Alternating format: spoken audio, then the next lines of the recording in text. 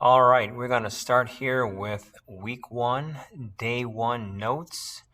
And we're going to start off with solving these one variable equations. All right, so hopefully you recall that when it comes to solving an equation in algebra, right, you want to isolate the variable, meaning you want to get the variable by itself on one side of the equal sign, whether that be on the left side or the right side. You want to try to get that variable by itself. And the way you can do that is by undoing any operations, performing the inverse operation to get the variable by itself. So for example, number 1, right, we need to get that x by itself to solve for x. And since 8 is being added to it, to isolate that variable, we're going to do the inverse of adding 8, which is subtracting 8. So we're going to subtract 8 from both sides of the equal sign.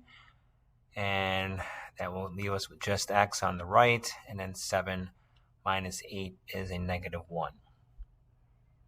Okay, and the way we can check to see to make sure that we have the right solution for x is that we can always plug it back in, right, doing the check. So again, just doing a check, we're going to plug -1 back in for x, and we're going to simplify the right side. And again, when we do that, we see that we end up with a true statement, 7 equals 7, and that means that our solution for x is correct. Moving on to example number 2, again, we want to solve for v, so we are going to do the inverse operation of subtracting 15 by adding 15 to both sides of the equal sign. And when we do inverse operations, they cancel each other out, leaving us with the variable isolated on the left side and 17 on the right. So again, we can do a check here to verify that our solution is correct. Again, we plug 17 in for v. We got 17 minus 15 on the left side. And when we simplify the left side of that equal sign, we are left with a statement that says 2 equals 2, which is a true statement, again telling us that our solution for v is correct. All right, let's give you a chance to see if you can figure out the answers for 3. All right, so we're going to add 1 to both sides, and we get left with b is equal to 18, and we do the check, and we see that 18 does work. So 18 is our solution for b. And let's see what you get for number 4. Okay, doing the inverse operations, we're going to add 2 to both sides to isolate the variable. And we're going to be left with a on the one side and -4 on the other. And doing a check, we're going to plug -4 in for the variable.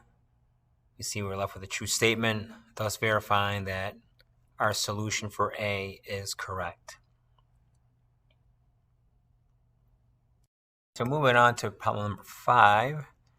Again, we want to solve for n, so we need to undo the operation of what the 3 is doing. That 3 is being multiplied to n. So the inverse operation of multiplication is division. So when we divide both sides by 3, we're going to let 3's cancel on the right, leaving us with n. And on the left side, we have -16. All right, again, when we do a check, plug that -16 in for n, we see that it does work for our check. All right, moving on to number 6.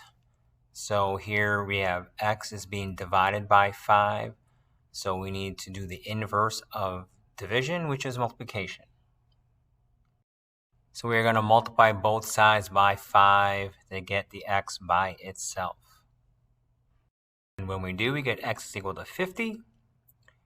Do the check, plug 50 in for x, and we were left with a statement that says 10 equals 10. And because that statement is true, that is verifying to us or confirming for us that, yes, x does equal 50. Moving on to example number 7. Again, we're trying to solve for n, meaning we want to get n by itself. So we need to get rid of that 15. That 15 is dividing into the n. So we need to do the inverse of division, which again is multiplication. All right, again, when we multiply both sides by 15, we get the n is isolated on the left, and we multiply the right side by 15, doing a little cross simplifying, we get negative 18. So n is equal to negative 18.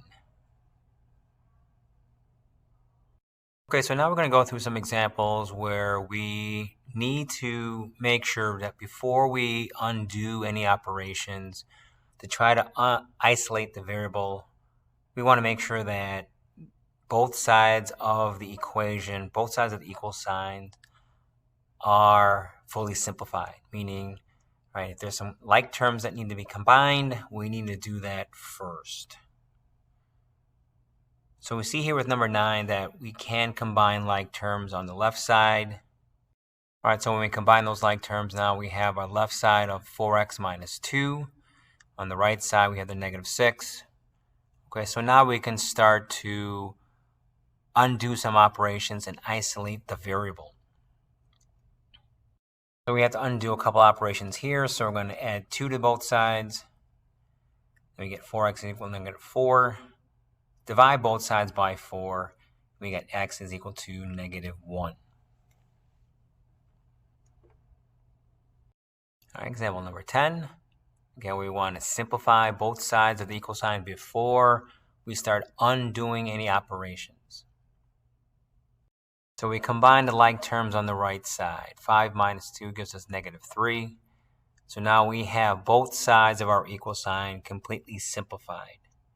Now we can start to undo some operations. Okay, sorry, it should be 5n plus 3 on the right side.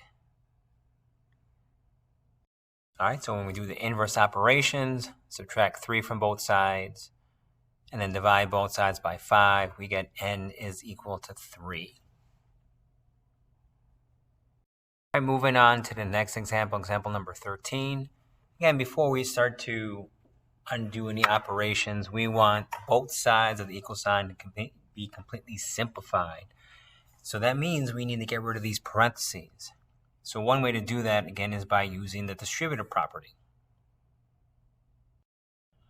All right, so by distributing the 5 through the parentheses, we are now left with a 10 plus 20b expression on the left side of the equal sign. All right, so now we're ready to go ahead and start to undo some operations to isolate the variable and solve for b. All right, so when we do that, we got b is equal to negative 6.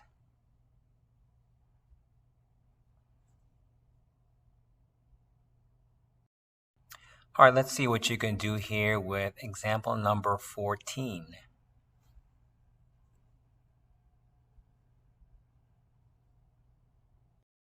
All right, so we distribute the 4 through the parentheses.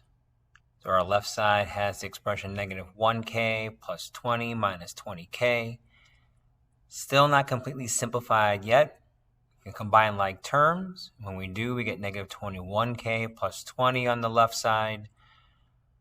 Now that both sides are simplified, we want to go ahead and start to undo operations. So we're going to subtract 20 from both sides and get negative 21k equals 105.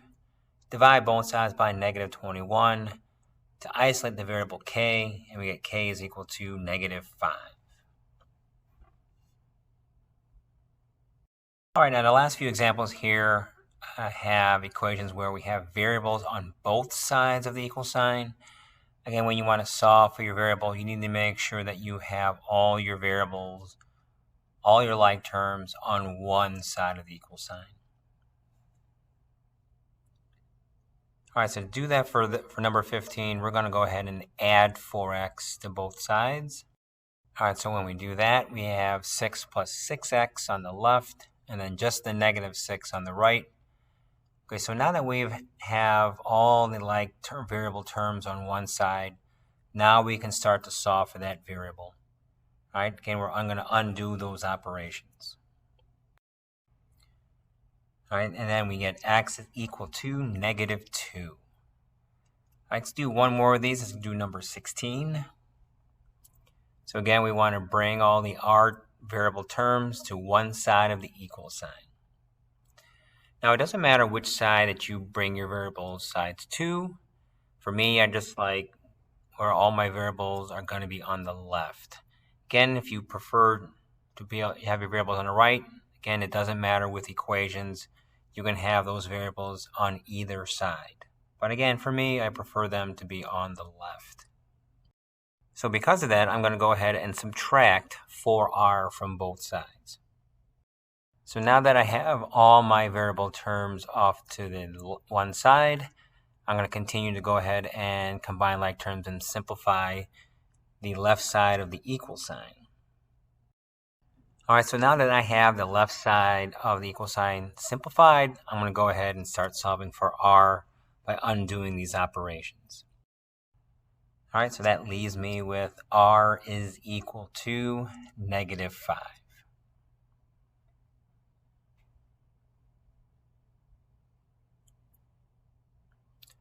All right, that's it for today's lesson. Let's go ahead and either start this part of the homework or move on to the next video lesson.